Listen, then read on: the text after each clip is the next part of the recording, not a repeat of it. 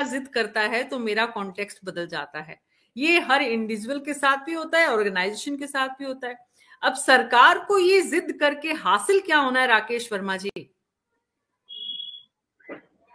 जी नमस्कार मैम, और आपके चैनल के माध्यम से तमाम जो श्रोतागण हैं, जो दर्शकगण हैं, उन तक एक बात ये पहुंचाना चाहता हूं कि वास्तव में जैसा मैम ने भी कहा कि ये जिद्दी सरकार है, और सच में ये जिद्दी सरकार है। ये जिद्दी सरकार अगर ना होती तो जो 3 किसान बिल लाई थी उस पर इतने सालों साल अड़ी ना रहती, और अंत में जिन किसानों ने ये मांगा कि नहीं हमको 3 बिल नहीं चाहिए, और लास्ट में जाकर के आपको उनको वापस लेना पड़ा। यही सरकार जो है संसद भवन में जवाब देती है लिखित में, और प्रश्नकाल में भी जवाब देती है कि हम 8वें पे कमीशन पर कोई भी विचार नहीं कर रहे हैं और 8वां पे कमीशन नहीं लगेगा। लेकिन आज कर्मचारियों की मांग, उनकी एकजुटता और समय की नजाकत ऐसी आई कि उनको जो है 8वें पे कमीशन पर गठन भी करना पड़ा और उस पर बात भी करनी पड़ी।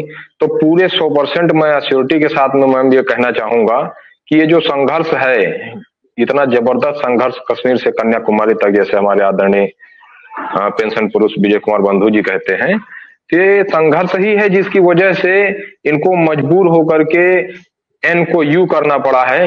लेकिन यू को जिन लोग लेकर के आए, जो लोग लेकर के आए, उसका ऐसा दफला पीटा गया, ऐसा प्रोपोगंडा बनाया गया कि हमारा कर्मचारी वर्ग फिर थोड़ा असमंजस में रह गया कि हाँ शायद यूपीएस अच्छा है। लेकिन गजट आ गया है, सब कुछ क्लियर है। यूपीएस एनपीएस से भी बड़ा जहर है, जैसा सब लोग कह रहे थे, वो निकल कर सामने आया। इसमें कहीं भी हमारी कटौती के ऊपर कोई चर्चा नहीं की जा रही है। क्या रिवर्स किया जाएगा, क्या रिफंड किया जाएगा? अगर आपको यही सब सुधार ही करना था तो सीधे वो कर दिए होते।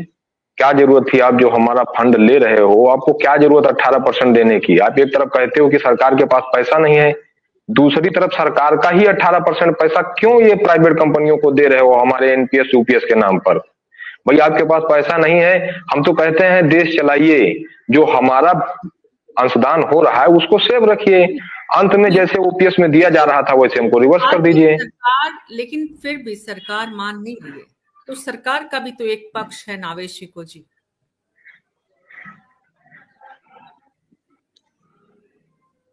ऑडियो ऑन करिए सर। नावेद जी अपना ऑडियो ऑन करिए प्लीज। सॉरी, हाँ देखिए, सरकार का अपना पक्ष है, लेकिन सरकार का पक्ष और कर्मचारी संघ के बीच में वो तारतम्य नहीं बन पा रहा है जो बनना चाहिए। कहीं ना कहीं डिस्टेंस है, कहीं ना कहीं दूरी है, जो कंफ्यूज है। अगर कर्मचारी वो समझ नहीं पा रहा है या सरकार उसके साथ न्याय नहीं कर रही है, तो एक टेबल पे बैठना बहुत जरूरी है। सबसे बड़ी बात तो यह है कि जिस तरह की सरकारी कर्मचारी संघ पहले मांगे किया करते थे, अपने हक की लड़ाई लड़ा करते थे, इस तरह की अब हक मांगने की लड़ाइयां भी बहुत कमजोर पड़ चुकी है। संगठन टूट चुके हैं, संगठन कमजोर हो चुके हैं। और अगर कर्मचारी अपनी पेंशन से जुड़े हुए इस तरह की जो एक चीजें जो उनको तकलीफ पहुंचा रही हैं, जो उनको कंफ्यूज भी किए हुए हैं, जिससे लग रहा है कि उनके लिए कहीं ना कहीं अन्याय हो रहा है, तो सरकार का ये दायित्व है कि अगर अन्याय नहीं हो रहा है तो उनको एक टेबल पे बैठ के बात करे। जैसे कि किसानों का आंदोलन हुआ था, लेकिन किसानों का आंदोलन सड़क पे आ गया, इतने सारे लोग मर गए, इतने ज्यादा विध्वंस हो गया, उसके बाद में उस कानून को वापस लिया गया।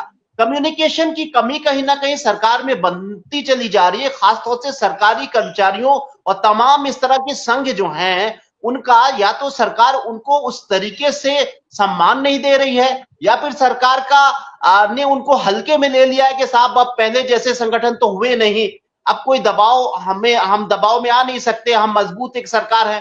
तो मुझे लगता है कि ये ठीक नहीं है और एक एक बिंदु पर बात होना चाहिए है। सरकारी कर्मचारियों का जो हक है वो मिलना चाहिए। अगर वो किसी मामले को लेकर कुछ कंफ्यूज है तो उसको भी सरकार को एक टेबल पे बैठकर आपस में ये तय करना चाहिए। लेकिन सबसे बड़ी बात तो यह है कि सरकारी कर्मचारियों के साथ में कहीं ना कहीं सरकार अन्याय कर रही है।